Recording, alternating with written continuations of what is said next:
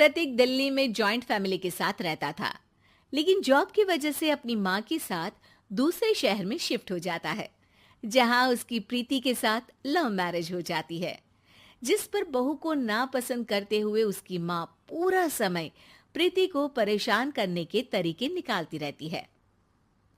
प्रीति, कहाँ हो? सुबह का नाश्ता दोपहर में खिलाओगी क्या?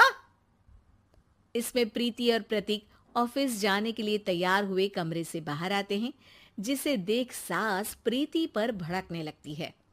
महारानी, तुम सुबह सुबह तैयार होकर घर का सारा काम छोड़कर कहाँ चल दी?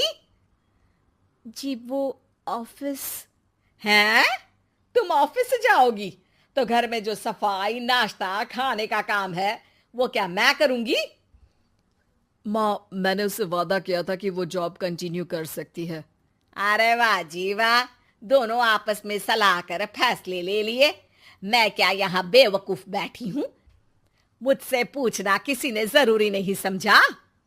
मम्मी, आप फिक्र ना करें, मैं आज ही रेजिग्नेशन दे दूंगी।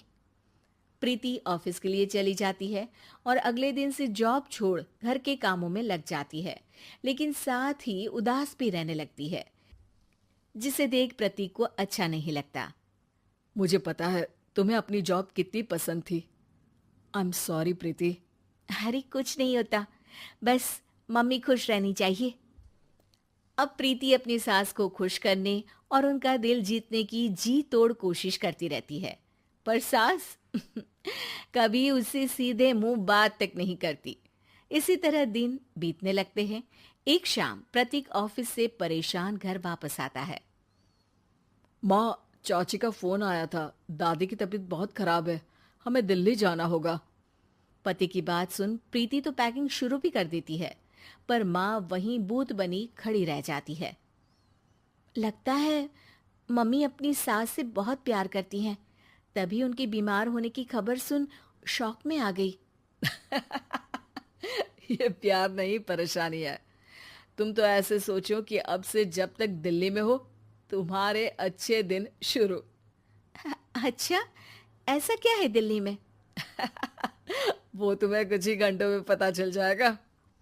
सास के रिएक्शन और पति की बात से कंफ्यूज्ड प्रीति दोबारा पैकिंग में लग जाती है, जिसके बाद कुछ घंटों का सफर तय कर तीनों दिल्ली पहुंच जाते हैं, जहां घर के अंदर पहुंचते ही लोगों की भीड़ देख प्रीति परेशान हो जाती है।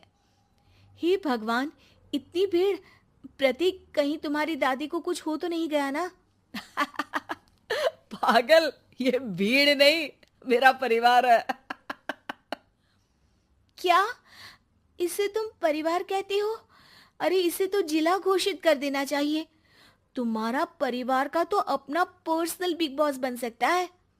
हैरान परेशान प्रीति परिवार वाले सदमे से बाहर निकली भी नहीं होती कि सिर पर पल्ला रखे शांत तरीके से सबके साथ बात करते हुए अपनी सास को देख उसे दूसरा सदमा लग जाता है। हाय राम, ये मम्मी का ऐसा भी कोई रूप है? ये तो मुझे पता ही नहीं था। ये तुम्हारी सास का ससुराल है। तभी प्रतीक की बहन बोल पड़ती है। यहाँ आपको ऐसी ऐसी चीजें देखने मिलेंगी जो सपने में भी सोची नहीं होंगी। हाँ, ये कुछ दिन तो बहुत इंटरेस्टिंग लग रहे हैं। सब एक साथ दादी के कमरे में जाते हैं, जहां पहुंचते ही उसे दादी की आवाज सुनाई देती है। क्यों रे, सास से मिलने की फुर्सत मिल गई? दूसरे शहर जाकर छूट क्या मिली? तुम तो भटकता पंछी बन गई। इतने समय में ये तक नहीं पूछा कि जिंदा भी हूं या मर गई। प्रीति की सास अपनी सास के पैर छूती है। अरे कैसी बात कर रही है मम्मी, आपको तो मेरी उम्र भी लग जाए। अरे बस कर, ये झूठी उम्र देने वाली बातों का दिखावा ना कर। तेरा बस चले ना तो जो मेरी बची कुची जिंदगी है वो भी अभी खत्म कर दे। अरे बहू कहाँ है? इस पर सास प्रीति को दादी से मिलवाती है। दादी प्रीति को बहुत प्यार देती है। क्यों बहू, तेरी ये सास परेशान तो नहीं करती ना? अगर करती है तो अभी बता दे, मैं इसकी क्लास लगा दूंगी। अरे कैसी बात कर रही हैं माँ जी, भला मैं क्यों किसी को परेशान करूंगी। प्रीति अपनी सास का ये रूप एंजॉय कर ही रही होती है कि तभी चाची वहां आकर प्रीति को अपने साथ ले जाती है। सास की क्लास लगते देख जो खुशी मिल रही थी वो तुम्हारे चेहरे से साफ पता चल रही थी, इसीलिए ले आई, क्योंकि अगर उन्हें पता चल जाता तो तुम्हारी खैर नहीं थी। थैंक यू चाची जी। चाची और प्रीति घर में झूले पर बैठी बात कर ही रही होती है कि उसकी सास भी वहां आ जाती है। मतलब यहाँ सारा काम मैं करूं और तुम बैठी हंसी ठिठोली करो? अरे चलो जाओ खाना बनाओ। सास प्रीति को डांट कर काम करने भेज देती है, जिसे दादी देख लेती है और एक बार फिर सासू माँ की क्लास लग जाती है, जिसे पूरा परिवार मजे से खड़ा होकर देखने लगता है।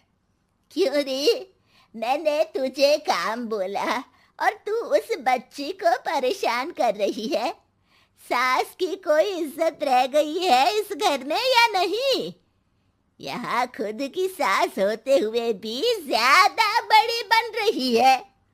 अब नहीं मम्मी जी, मैं तो बस थोड़ी मदद के लिए बोल रही थी। सास रसोई में जाकर काम करने लगती है और दादी प्रीति को लेकर वहां से चली जाती हैं। इसी तरह एक हफ्ता बीत जाता है, जिसमें दादी अपनी बहू को डर, इज्जत और प्यार का फर्क समझाती रहती है और प्रीति उसका मजा लेती है। वापस जाते हुए दादी प्रीति और उसकी सास दोनों को अपने पास बुलाती है। मेरी बहू जिद्दी और अड़ियल है, इसलिए उससे हमेशा सही काम करवाने के लिए मुझे सख्ती करनी पड़ती है। लेकिन तुम्हारी बहू अच्छी है, तेरी खुशी के लिए वो अपनी जॉब और सपने भी छोड़कर घर में बैठी है। अपनी बहू के साथ प्यार से रहो। और प्रीति, अगर अभी भी तुम्हारी सास परेशान करे ना, तो फिर तुम्हें पता चल ही गया है कि शिकायत कहाँ करनी है। जी, अपनी सास की ससुराल में उनकी सासू माँ के पास।